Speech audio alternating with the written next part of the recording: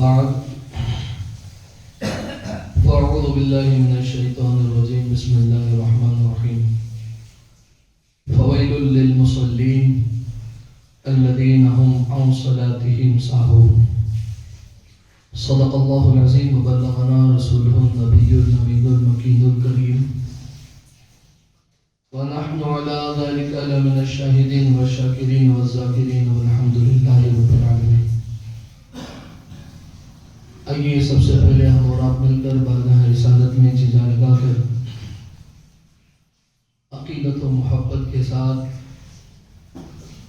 غنبد خضرا میں آرام فرمانے والے آقا، لمبے لمبے ہاتھوں سے بھیک دینے والے داتا،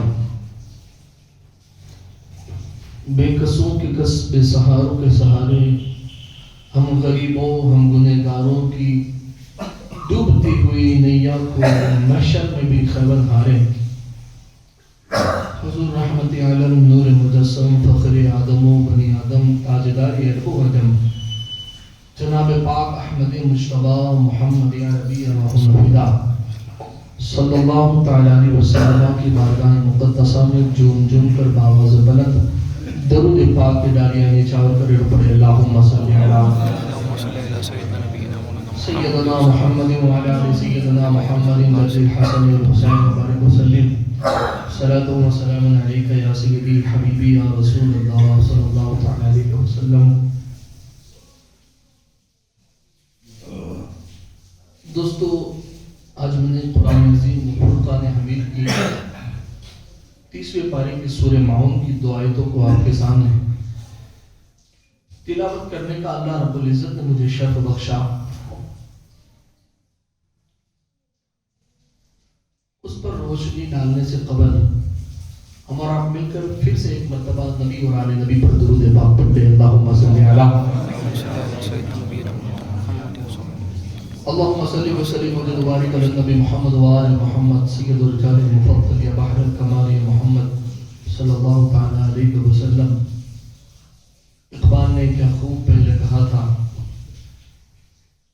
کہ جو نظر آتی نہیں مسجدوں کے فرش پر، جو نظر آتی نہیں مسجدوں کے فرش پر، فرش کہتے ہیں اسے جو بچھا ہوا نہ بچھونا زمین سے فرش کہا جاتا ہے. اقبال کہتے ہیں جو نظر آتی نہیں مسجدوں کے فرش پر، قوم نے اتنی ترقی کی کہ اب پہنچی ہے عرش پر. اور یہ جملے بھی اقبال نے کہے تھے، شاید کل سے ہو سکتا ہے کسی کو گزشتہ کل میں سمجھ آئے ہوں. تو اقبال نے وہ بھی بہت خوب خصوصاً ہندوستان والوں کے لیے کہا تھا کہ نہ سنبھلو گے تو مٹ جاؤ گے اے ہندی مسلمانوں، نہ سنبھلو گے تو مٹ جاؤ گے اے ہندی مسلمانوں، تمہاری داستان تک نہ رہ جائے گی داستانوں میں. تمہاری جو داستان ہے نا، وہ داستان بھی داستانوں میں نہیں رہے گی، ابھی بھی نہیں سنبھلو گے تو مٹ جاؤ گے. یہ اقبال نے حضور کی امت کی فکر کرتے ہوئے اس وقت کے حالات کو دیکھتے ہوئے ہم سے کہا تھا. لیکن کاش اقبال کی اس بات کو امت سمجھ گئی ہوتی. اور توقع کیا کرے سمجھنے کی اس امت سے کہ جو امت خدا کی بات کو نہیں سمجھتی ہے، جو خدا کی فرما بردار نہیں، وہ اقبال کو کیا سمجھے. جو وحدہ لا شریک ہے، جس نے اس کو پیدا کیا ہے، جو رب تمہیں ہمیں کھانے کے لیے رزق دیتا ہے، وہ رزق دینے کے بعد اسی رب نے ہمیں چبانے کے لیے دانت عطا کی، سواد کو سونگھنے کے لیے، خوشبو کو سونگھنے کے لیے ناک عطا کی، اس سواد کا ذائقہ لینے کے لیے اسی رب نے ہمیں زبان عطا کی، اس رزق کو کمانے کے لیے حلال طریقے سے تمہیں پاؤں عطا کیے، لانے کے لیے ہاتھ عطا کیے. ارے میں کہوں شکر کرو کہ چلنے پھرنے بولنے کی قوت کے ساتھ اس رب نے تمہیں یہ سانس عطا کی. لیکن افسوس اس بات کا ہے کہ وہ سانس عطا کرنے والے رب کے لیے تمہیں چند گھڑیاں سانس لینے کا وقت نہیں ہے. بڑی معذرت کے ساتھ یہ بات گوش گزار آپ کی سماعتوں کے حوالے کروں گا، کیونکہ آج مسجدوں کے حالات پر آج ہمیں ڈسمبروں پہ یاد آتا ہے کہ آج کالا دن ہے، اس لیے کہ بابری مسجد شہید ہوئی تھی. میں کہوں گا نادان، اس کا ذمہ دار تو ہے. اس کو تو نے اگر بھرا ہوتا، اس میں تو اگر ریگولر نماز کے لیے گیا ہوتا مسلمان، وہ شہید نہ ہوتی.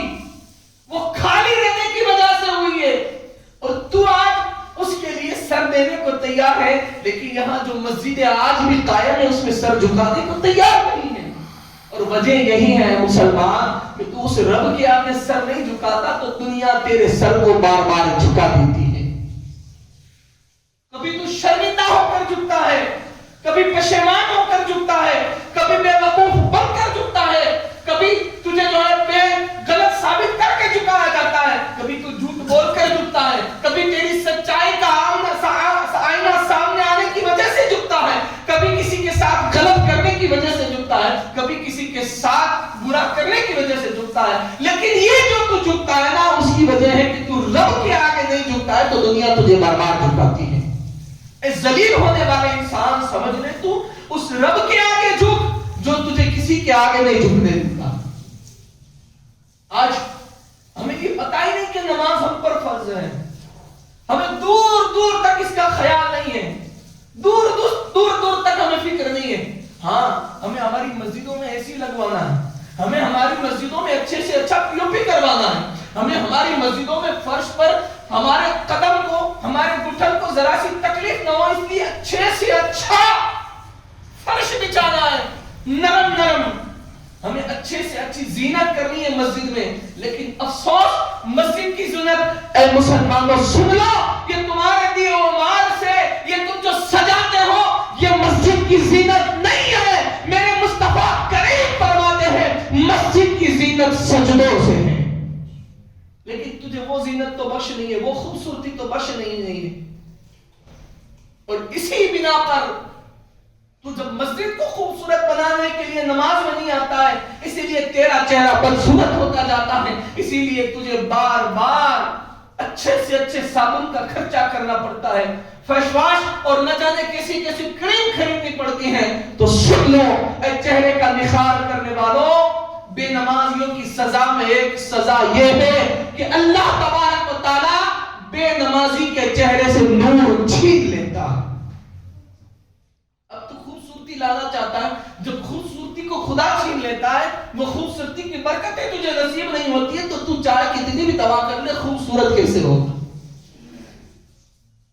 افسوس آج ہماری اتنی عالیشان مسجد ہے, ہمارے مسلمانوں کے گھر کتنے ہیں, لیکن آ کر دیکھو تو صحیح مسجد میں کتنے لوگ ہیں. اور افسوس آج ہمارا ایمان تو اتنا کمزور تو نہیں, میں یوں کہوں گا کہ اتنے بے ایمان ہو چکے ہیں ہم کہ آج ہم نے ہر چیز کو, عبادت کو بھی ذمہ داری میں بانٹ دیا ہے. ہاں یہ میرے جملے سچے ہیں, لیکن مسلمانوں تمہارے لیے کڑوے بھی ہیں لیکن فائدہ مند ہیں. اور میں اس چیز کا عادی ہوں, مجھے نہ یہاں کی نوکری کی فکر ہے نہ کسی اور جگہ کی فکر ہے, اس لیے کہ الحمدللہ الحمدللہ الحمدللہ میری روزی کا رزاق ہمیشہ سے رب تھا اور ہمیشہ رب رہے گا. اور یہ کائنات کی ہاں فکر وہ کرے کہ جو دنیا داروں پر پلتے ہیں, جنہیں خدا پر بھروسہ نہیں ہے, جسے رب کے ذات پر توکل نہیں ہے, وہ فکر کرے. ہم ان لوگوں میں سے نہیں کہ جو دنیا یا کسی قوم کی آمدنی پر فکر کرے. ہم مسلمان وہ ہیں کہ جس کے لیے اللہ رب العزت کے پیارے رسول نے فرمایا, اے مسلمان تو جانتا نہیں تیرا رب وہ ہے, اور تیرے مقدر میں اس رب نے جو لکھا ہے وہ تجھے بستر پر عطا کرے گا. لیکن افسوس ہمیں یہ چیز سمجھ میں نہیں آتی. اور میں تو اپنے انوبھو کے ساتھ یہ بار بار کہتا ہوں, پڑھا تو بہت بار ہوں, آپ کو سنایا بھی ہوگا, لیکن آپ پھر عرض کر دیتا ہوں, اپنے انوبھو کے ساتھ بار بار عرض کروں گا کہ مولا حسین پاک علیہ السلام نے, جانتے نا کربلا کے میدان میں سنتے ہو نا کہ سر دے دیا لیکن سجدہ نہیں چھوڑا, ہے نا. تو اس مولا حسین کا یہ قول ہے. ارے زیادہ میں کسی سے امید نہیں کرتا ہوں, الحمدللہ میرا رب کسی سے نہ کروائے, دنیا میں پوری دنیا سے کسی سے, اس لیے کہ کربلا کے میدان میں جب جو رسول اللہ کے ڈائریکٹلی نواسے تھے, سیدھے نواسے تھے, ان کو تنہا کیا گیا, تو پھر آج تم اور میں کس کھیت کی مولی ہیں. اور اسی مولا حسین نے فرمایا کہ سچائی پر اگر چلنا ہے, حق پر چلنا ہے, تو حق کے راستے میں سب سے پہلی دشواری, سب سے پہلی مصیبت, سب سے پہلی تکلیف یہ ہوگی کہ تم تنہا ہو جاؤ گے, یعنی اکیلے ہو جاؤ گے. اور اس میرے مولا نے، اس حسین کے باپ نے، اس حسین کے بابا نے، سیدوں کے دادا نے ہمارے جذبے کو بلند کر دیا کہ اگر تم حق پر ہو اور دنیا تمہارے خلاف ہے اور تمہیں یقین ہے کہ تم حق پر ہو تو ڈٹے رہو، اس لیے کہ خدا تمہارے ساتھ ہے۔ آج یہ وہی دور ہے، اگر کسی شرابی کو کہہ دے کہ بھائی تو نماز میں آ، یہ شراب تیرے گھر کا پانی نہیں پیتا، تو ناراض ہو جاتا ہے، باپ کو ہمارے گھر میں پانی نہیں پیتا۔ ارے بھائی کیسے پیے ہم لوگ؟ کوئی بھی پرہیزگار یہ کیسے کر سکتا ہے؟ تیرے سود کے پیسے کو کیسے لے لے، تیرے حرام کام کیے ہوئے کمائے ہوئے مال کو کیسے لے لے، وہ کیسے یہ سب کر لے کہ اللہ کے رسول نے فرمایا کہ جب بندہ حرام کا ایک لقمہ کھا لے تو 40 دن تک اس کی دعائیں قبول نہیں ہوتی۔ تو بھائی کون یہ چاہے گا کہ اس کی دعا قبول نہ ہو؟ اور آج اللہ ماشاءاللہ سن لیں، اب کان کھول کر یہ بات اس ٹاپک پر اس بات کو سامنے لانے کے لیے کرنی تھی مجھے کہ اللہ کے رسول صلی اللہ تعالیٰ علیہ وسلم نے فرمایا، حضور فرماتے ہیں، دادا غیوب فرماتے ہیں کہ بے نمازی کے لیے نیکوں کی دعا میں کوئی حصہ نہیں ہوتا ہے۔ سمجھا؟ اب نماز نہ پڑھو اور پیر صاحب سے کہو نا دعا کرو، تو پیر صاحب بیچارے دعا کریں گے لیکن اس کی دعا میں تمہارے لیے حصہ نہیں ہوتا۔ میں کہوں گا کہ وقت کے ولی کے پاس جاؤ اور تم دعا کرو لیکن نماز نہیں پڑھتے ہو تو سن لو، بقول مصطفیٰ و متقی و نیک و ولی کی دعا میں تیرا حصہ نہیں ہے۔ اس کی وجہ یہ ہے کہ تو بے نمازی ہے، اور یہ بے نمازی کے لیے سزا، اور اس کی سب سے پہلی سزا کی شروعات یہاں سے ہوتی ہے کہ بے نمازی کی عمر سے اللہ برکتوں کو ختم کر دیتا ہے۔ اب جاؤ پوچھیں، آج لوگ کوئی 35 سال، کوئی 40 سال، 45 سال، 51، 52، 53 انسان دنیا سے چلا جاتا ہے، بیچاروں اچانک راتیں ہماری حال ہے تو صبح میں انا للہ و انا الیہ راجعون، ارے ظہر میں وہ ہمارے ساتھ تھا، مغرب میں دفن نہیں دیا، مغرب کے بعد انا للہ کرتا ہے۔ اس کی وجہ یہ ہے کہ بے نمازی کی سب سے پہلی سزا دنیا میں ہے کہ اللہ اس کی زندگی سے برکتوں کو ختم کر لیتا ہے۔ میں نہیں کہتا ہوں، ہاں کچھ نمازی بھی ہوتے ہیں جس کی زندگی ختم ہونے پر وہ چلے جاتے ہیں، لیکن اکثریت جب بھی اسلام کی کوئی چیز کی بات ہوتی ہے تو اکثریت پر ہوتی ہے، زیادہ تر وجہ یہ ہوتی ہے کیونکہ سرکار کا فرمان ہے بے نمازی کی عمر سے برکتیں ختم ہو جاتی ہیں۔ آپ 50 سال پہلے کا رجسٹر قبرستان میں جا کر اٹھاؤ، پڑھو، پتا چلے گا 80 سال، 90 سال، 100 سال کی زندگی بھرا تھا، لیکن آج اتنی کم عمر، وجہ کہ بے نمازی کی عمر سے برکتیں ختم ہو جاتی ہیں۔ اللہ نے کلام میں فرمایا فَوَيْلٌ لِّلْمُصَلِّينَ الَّذِينَ هُمْ عَنْ صَلَاتِهِمْ سَاهُونَ، خرابی ہے ان نمازیوں کی جو اپنی نمازوں سے بھولے بیٹھے ہیں، جو اپنی نمازوں میں سستی کرتے ہیں، اور ایسے لوگوں کے لیے وادی ویل کا اعلان کیا گیا۔ سرکار نے فرمایا ایسے لوگوں کو وادی ویل میں ڈالا جائے گا۔ یہ سستی کرنے والوں کا جب یہ نتیجہ ہے تو نہیں پڑھتے، ان کا نتیجہ کیا ہوگا؟ اور پھر نیاز نذرانے کی جو بات ہے جہاں تک، تو سن لو، نماز کو چھوڑ کر جو بندہ دوسرے اعمال کرتا ہے، نفلی اعمال کرتا ہے یا کوئی بھی ایسے اعمال کرتا ہے تو اس کی برکتیں اس کو نصیب نہیں ہوتی ہے۔ وجہ یہ ہے کہ اس کی برکتیں نماز میں ہوتی ہے۔ بے نمازی کو نفلی اعمال کا ثواب بھی اتنا نہیں ملتا، ضائع ہو جاتا ہے۔ نماز فرض عین ہے، لیکن افسوس آج ہمیں سجدوں کی توفیق چھین لی گئی، اور تو یہ سمجھتا ہے کہ میں ایک ٹائم جاؤں گا تو میرے یہاں دھندا بند رہے گا۔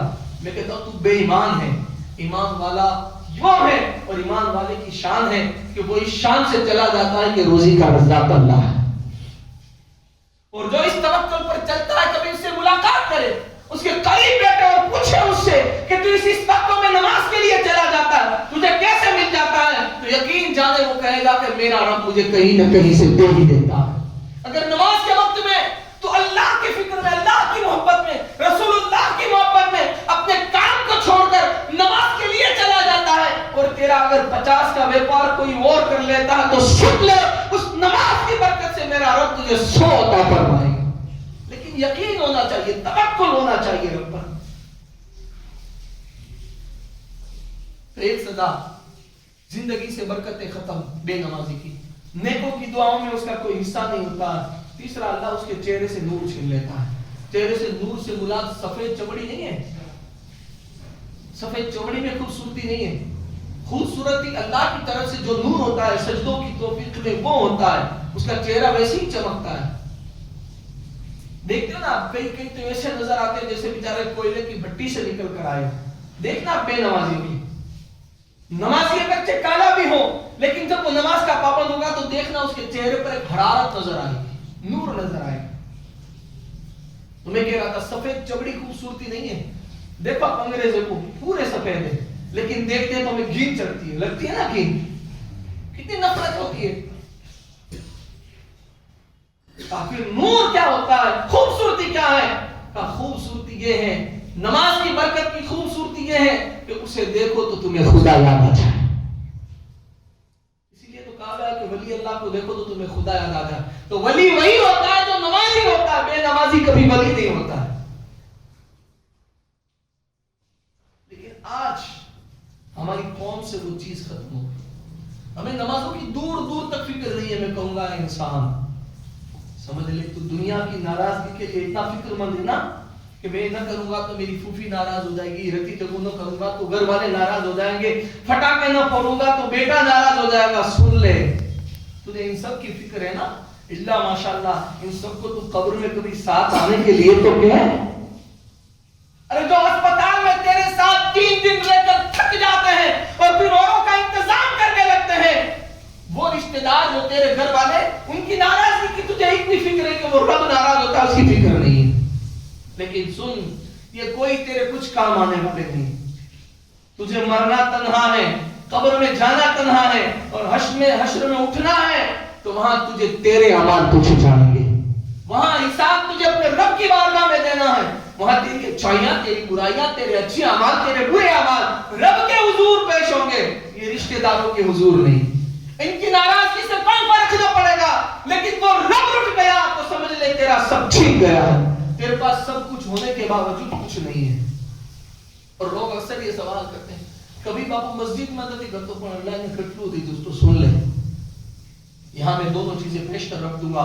ये हदीस भी मैं आपको काफी मर्तबा सुना चुका हूं। अल्लाह के रसूल सल्लल्लाहु अलैहि वसल्लम ने फरमाया, मोमिन और काफिर के दरमियान जो फर्क है, मुसलमान और काफिर में जो फर्क है वो गोश्त मछली का नहीं है मुसलमानों, समझा? वो फर्क नमाज का है। काफिर नमाज नहीं पढ़ता है, मोमिन नमाज पढ़ता है। और हदीस शरीफ के अल्फाज यहां है कि जिसने जानबूझकर नमाज को तर्क किया उसने कुफ्र किया। समझे आप? तो आप अपने आप को ऐसे मुसलमान मत कहना, इस्लाम के नाम पर धब्बा मत बनना अगर नमाज नहीं पढ़ते हो तो। 8 खाट 360 हमारा आलम ये है। 8 में जुमा से जुमा, फिर खाट में तड़क पड़े तब अल्लाह तौफीक दे दे, बस मैं खड़ा हो जाऊं नमाज पढ़ूंगा। और फिर 360 की ईद से ईद वाले हम ये रह गए, हमें कोई फिक्र नहीं रही अपने रब की। तो मोमिन और काफिर के दरमियान जो फर्क है वो क्या है? बोलो आप अपनी जबान से बोलो, क्या फर्क है? नमाज नहीं पढ़ता जो छोड़ देता है जानबूझकर, उसने कुफ्र किया। फिर वो मुसलमान कैसा, वो हुजूर का सच्चा वफादार कैसा, वो रब का प्यारा बंदा कैसा? अब तुम मज़ारों पर नहीं, मज़ार में सोए हुए को उठाकर भी उसके पास चला जा, कोई फर्क नहीं पड़ेगा। और जहां तक सवाल उसको दिया है मैं नमाज पढ़ता हूं, फिर भी नहीं है, तो सुन ले, अगर जो नमाजी नहीं है या काफिर है उसको अल्लाह ने खूब दिया है, तो तेरे लिए मुस्तफा करीम ने पहले ही ये हदीस इसीलिए कह दी थी कि ऐसे भी कम ईमान वाले या ऐसे भी इंसानी सुवाल वाले होंगे या फिर ऐसे भी लोग होंगे जिनको शैतान बहकाएगा और ऐसे सुवाल पैदा करेगा। अल्लाह के रसूल ने फरमाया, दुनिया, ये दुनिया काफिरों के लिए जन्नत और मोमिन के लिए कैद खाना है। अरे मुसलमान, ये तुझे जो अमाल करेगा वो तुझे कब्र में फायदा देंगे, हश्र में फायदा देंगे, अपने रब से मिलाकर मुस्तफा की गुलामी जन्नत में अता करेंगे। लेकिन आज हमें अफसोस नहीं, आज हमें अफसोस नहीं है। अपने ईमान को जगाओ। मैं कहता हूं एक बार तो अपने ज़मीर से पूछो कि तुम मुसलमान है कि नहीं। रात की तन्हाई में पूछो, दिन के उजाले में पूछो, कहीं एक तरफा बैठकर एक बार अपने दिल पर हाथ रखकर एक बार तो सवाल कर अपनी जात से, क्या मैं वाकई मुसलमान हूं? मैं फजर में नहीं था اثر میں دھندے پر ہوتا ہوں، مغرب میں کسی کی غلا اور چغلی میں رہتا ہوں، عشاء میں سماچار کے لیے ٹی وی کے سامنے ہوتا ہوں، فجر میں بستر پہ ہوتا ہوں، اے دل بتا میں مسلمان ہوں؟ میں اپنے گھر سے نکلتا ہوں، نہ جانے کتنی برائیاں کرتا ہوں، میں مسلمان ہوں؟ کسی کے لیے انگلیاں بروں کی طرف اٹھاتا ہوں، کسی پر تانا چینی کے لیے اٹھاتا ہوں، میں مسلمان ہوں؟ میں حرام حلال کا پرہیز نہیں کرتا، جیسا بھی مال ہو لے لیتا ہوں، میں مسلمان ہوں؟ میں اپنے رشتہ داروں کا حق مارتا ہوں، میں مسلمان ہوں؟ میں عیاشیوں کے اڈوں پر جاتا ہوں، مسلمان ہوں؟ مجھے نیکوں کی صحبت اچھی نہیں لگتی، بدکاروں اور بدکاروں کے قریب جاتا ہوں، مجھے ان سے اچھا لگتا ہے، ان کی محفل اچھی لگتی ہے، میں مسلمان ہوں؟ مجھے حضور کی میلاد میں باہر بیٹھنا، ہنسا مسکری کرنا اچھا لگتا ہے، اندر جانا اچھا نہیں لگتا، میں مسلمان ہوں؟ مجھے مسجد میں جانا اچھا نہیں لگتا، وہاں قریب سے گزر جانا اچھا لگتا ہے، میں مسلمان ہوں؟ میرے گھر میں بے حیائی ہے، میں مسلمان ہوں؟ میری عورتوں کے، میری بیٹیوں کے سر پر پردہ نہیں ہے، میں مسلمان ہوں؟ کبھی اپنے دل سے سوال تو کرو۔